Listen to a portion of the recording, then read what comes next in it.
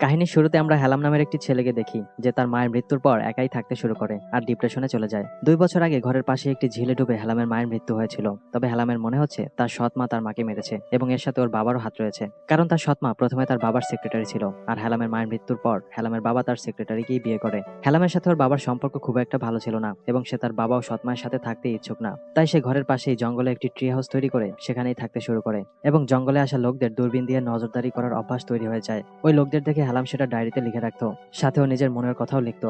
একদিন হেলামের সৎ মা ওর ডায়েরি পড়ে ফেলে, যেখানে ও অন্য লোকদের ব্যাপারে লিখতো এবং যাদের উপর ও নজরদারি করতো সেখানেও নিজের সৎ মায়ের রূপের প্রশংসাও করে। এইসব পরে হেলামের সৎ মা ট্রি হাউসে যায় আর হেলামকে সিডিউস করতে থাকে। হেলামও নিজেকে আটকাতে পারে না, তাই তারা দুজন ক্লোজ হয়ে যায়। এরপর হেলামের সৎ মা ব্ল্যাকমেইল করে তাকে অন্য শহরে পাঠিয়ে দেয়। এর কারণ হচ্ছে হেলাম যেন ওর বাবা ও সৎ মায়ের মধ্যে কোনো দূরত্ব সৃষ্টি করতে না পারে। এরপর হেলাম একাই একটি অচেনা শহরে চলে যায়, কিন্তু তার কাছে ছিল না কোনো থাকা খাওয়ার স্থান আর না ছিল কোনো টাকা পয়সা। রাতে হেলাম কোথাও থাকার জায়গা না পেয়ে একটি ছোট্ট বিল্ডিং এর ছাদে গিয়ে সেখানেই রাত কাটিয়ে দেয়। পরের দিন সকালে হেলাম রাস্তায় একজন মহিলাকে দেখে, তার নাম ছিল কেট। কেট দেখতে অনেকটা হেলামের মায়ের মতো ছিল, তাই কেটকে প্রথমবার দেখেই হেলাম ভাবতে থাকে, আরে এ তো আমার মা। হেলাম কেটের পিছু নেয় আর তাকে একটি হোটেলে যেতে দেখে। হেলামও তার পেছন পেছন চলে যায় আর জানতে পারে যে কেট এই হোটেলের ম্যানেজার। হেলাম কেটের কাছে যায় আর তাকে জিজ্ঞেস করে এখানে কি কোনো কাজ পাওয়া যাবে। এরপর কেট তাকে কিছু প্রশ্ন করার পর হোটেলের কিচেনের কাজের জন্য রেখে দেয়। হেলামেরও কাজের খুব প্রয়োজন ছিল, তাই সে এই কাজ করতে থাকে আর মন দিয়ে সব কাজই ভালোভাবে করতে থাকে। সাথে এই কাজ তার ভালোই লাগে। ছুটির পর হেলাম কেটের পেছন পেছন ফলো করতে থাকে এবং তার সকল অ্যাক্টিভিটির উপর লক্ষ্য রাখতে শুরু করে। কেট কোথায় যায়, কি করে এবং তার ঘর কোথায় সবকিছুই ফলো করে। হেলাম এসব করার কারণ তার কেটকে ভালো লাগতে শুরু করে। একদিন যখন কেট কাজে না গিয়ে বাইরে কোথাও যায় তখন হেলাম কেটের ঘরের ভিতর চলে যায়।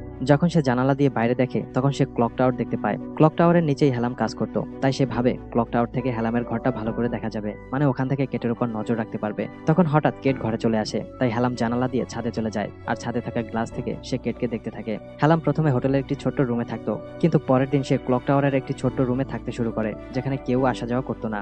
এখান থেকেও দূরবীনের সাহায্যে কেটের উপর ভালোভাবেই নজর রাখতে থাকে। হেলাম প্রতিদিনই দূরবীন দিয়ে এইভাবে কেটের ডান্স করা থেকে কাজ করা সবকিছুই দেখতে থাকে। একদিন যখন হেলাম ক্লক টাওয়ার থেকে কেটের উপর নজর রাখছিল তখন ও দেখে যে কেটের রুমে ওদের হোটেলের সিনিয়র এসেছে এবং তারা দুজন এনজয় করছে। পরদিন যখন হেলাম ক্লক টাওয়ারে যাওয়ার জন্য সিঁড়ি দিয়ে উঠছিল তখন সেই হোটেলের সিনিয়র, যে কাল রাতে কেটের সাথে ছিল, সে হেলামকে থামায় আর বলে তুমি উপরে যেতে পারবে না, কারণ ওখানে কেবল সিনিয়র স্টাফরাই যেতে পারে। এরপর যখন হেলাম কিচেনে কাজ করছিল তখন তার কাছে কেট আসে আর জিজ্ঞেস করে তোমার এই কাজ কেমন লাগছে। জবাবে হেলাম বলে সে নিজের কাজকে এনজয় করছে। এটা শুনে কেটও খুশি হয়। রাতে হেলাম কেটকে দেখার জন্য তার ছাদে যায় আর সেই গ্লাস থেকে যখন কেটকে দেখছিল তখন ও দেখে যে কেটের সাথে সেই সিনিয়র রয়েছে। হেলাম লুকিয়ে লুকিয়ে ওদের দেখছিল আর তাদের কথা শুনে ও বুঝতে পারে যে ওই সিনিয়র বিবাহিত এবং তার দুটি বাচ্চাও রয়েছে। তারপরও কেটের সাথে তার অ্যাফেয়ার চলছে। এটা জেনে হেলামের অনেক খারাপ লাগে। সে ক্লক টাওয়ারে চলে আসে যেখানে সে লুকিয়ে থাকতো। কেটো তার সিনিয়রকে দেখে হেলামের নিজের মায়ের কথা মনে পড়ে যায় আর ভাবতে থাকে যে ওর বাবা ও সৎ মায়ের মধ্যে অনেক আগে থেকেই হয়তো অ্যাফেয়ার চলছে। আর যখন ওর মা এই ব্যাপারে জেনে যায় তখন সে হয়তো ওর সৎ মায়ের সাথে দেখা করতে গিয়েছিল আর তখনই হয়তো তার সৎ মা তার নিজের মাকে মেরে ফেলেছে। এর কারণ সে যেন হেলামের বাবার সাথে থাকতে পারে। এখানে হেলাম ভাবতে থাকে যে ওর সৎ মা এবং বাবা মিলেই ওর মাকে হত্যা করেছে। এই জন্য হেলাম থানায় যায় আর নিজের মাকে মারার জন্য ওর সৎ মায়ের উপর কেস করে আর অফিসারকে বলে যে ওর বাবাও সৎ মায়ের পক্ষেই রয়েছে। পরের দিন কেট হেলামকে অফিসে ডাকে আর তাকে অফিসের ফ্রন্ট ডেস্কের কাজ অফার করে। হেলামও রাজি হয়ে যায় আর কাজ শুরু করে দেয়। খুব তাড়াতাড়ি তার এই কাজও ভালো লাগতে শুরু করে, সাথে এখানে তার একজন বন্ধুও হয়ে যায়। একদিন যখন হেলাম ক্লক টাওয়ার থেকে কেটকে দেখছিল তখন সেই সিনিয়র হেলামকে এই অবস্থায় দেখে ফেলে। সে বুঝতে পারে যে হেলাম ক্লক টাওয়ার থেকে কেটের উপর নজর রাখছে। তারপর ওই সিনিয়র রেগে হেলামকে ধমকাতে শুরু করে যে সে হেলামকে পুলিশে ধরিয়ে দেবে আর চাকরি থেকে বের করে দেবে। তবে হেলাম সিনিয়রকে বলে যে ও সবকিছুই জানে, মানে সিনিয়র যে তার ওয়াইফকে ধোকা দিয়ে কেটের সাথে রিলেশনে রয়েছে সেটাও জানে। হেলাম তাকে ব্ল্যাকমেল করার ট্রাই করে, তখন সিনিয়র তাকে চাকরি থেকে বের না করে নিজেদের মধ্যে আপোষ করে, মানে তাদের দুজনের কথাই সিক্রেট থাকবে। পরদিন হেলাম যখন নিজের কাজে ছিল তখন কেট তার কাছে এসে হেলামকে বার্থডে উইশ করে, কারণ আজ হেলামের 19তম জন্মদিন। এটা হেলামের কোয়ার্কার বন্ধুও জানতে পারে আর সে হেলামের কাছে পার্টির জন্য আবদার করে। তখন ক্যাটও হেলামের বার্থডে সেলিব্রেট করতে বলে, তাই তারা সবাই আজ রাতে বারে যাওয়ার প্ল্যান করে। রাতে হেলামের সাথে তার কোয়ার্কার বন্ধু ও ক্যাট বারে যায়। তারা সবাই ড্রিঙ্ক করতে শুরু করে। হেলামের বন্ধু অনেক বেশি খেয়ে ফেলে, তাই সে ঘরে চলে যায়। এরপর হেলাম ও ক্যাট আরো বেশি ড্রিঙ্ক করতে থাকে আর গল্প করছিল। ড্রিঙ্ক করতে করতে ওদের অনেক বেশি লেট হয়ে যায়, তাই কেট হেলামকে নিজের ঘরে নিয়ে আসে। কেট তো নেশায় ভরপুর পেনিকে ছিল, তাই সে কথা বলতে বলতে হেলামের ক্লোজে চলে আসে। তবে হেলাম এইসবের জন্য মোটেও তৈরি ছিল না। তারপর দুজন কিছু না করেই ঘুমিয়ে পড়ে। হেলাম কেটের পাশেই শুয়েছিল আর ভাবতে থাকে যে মেয়েটার উপর সে এতদিন নজর রাখতো আজ সে তার সাথেই ঘুমাচ্ছে। এটা ভেবে তার অনেক বেশি ভালো লাগে। পরের দিন হেলাম যখন ডিউটিতে যায় তখন সে প্রথমে কেটের কাছে যায় আর তাকে ডেটে যাওয়ার জন্য অফার করে, কিন্তু ক্যাট না করে দেয়। সে বলে কাল রাতে আমি নেশার ঘরে যা কিছু করেছি সেটা তুমি ভুলে যাও। এটা শুনে হেলাম উদাস মনে ওখান থেকে চলে আসে। কয়েকদিন পর হেলামকে একটি হোটেলের রুমে ডাকা হয়। যখন সে ওই রুমে যায় তখন ওখানে কেটকে দেখতে পায়। কেট হেলামের কাছে আসতে থাকে। এরপর দুজন ক্লোজ হয়ে যায়। হেলামের সাথে কেটের ভালো লাগতে শুরু করে আর কেটও হেলামের সাথে খুশিই ছিল। একদিন যখন হেলাম কেটের কেটের ঘরের ছাদে উঠে আবারও তাকে দেখতে যায়, তখন সে দেখে যে ওদের সেই সিনিয়র কেটের সাথে ঝগড়া করছে। সিনিয়র রেগে এক পর্যায়ে কেটের উপর হাত তুলে ফেলে। এটা দেখে হ্যালাম অনেক রেগে যায় আর কেটকে বাঁচানোর জন্য গ্লাস সরিয়ে ভেতরে লাফ দেয় আর সিনিয়রকে থামানোর চেষ্টা করে। কিন্তু ওই সিনিয়র হ্যালামের উপর হাত তোলে আর কেটকে হ্যালামের ব্যাপারে বলে দেয়। সিনিয়র কেটকে জানায় হ্যালাম রোজ ক্লক টাওয়ারে এসে তোমার উপর নজর রাখে। এটা শুনে প্রথমে তো ক্যাট সিনিয়রকে ওখান থেকে চলে যেতে বলে। এরপর সে হ্যালামকে জিজ্ঞেস করে, তুমি কি আমার উপর নজর রাখতে, আর এসব কতদিন ধরে চলছে? হ্যালাম বলে, তোমাকে দেখার পর থেকেই আমি তোমার উপর নজর রাখতাম, তবে এর পেছনে বড় একটি কারণ রয়েছে।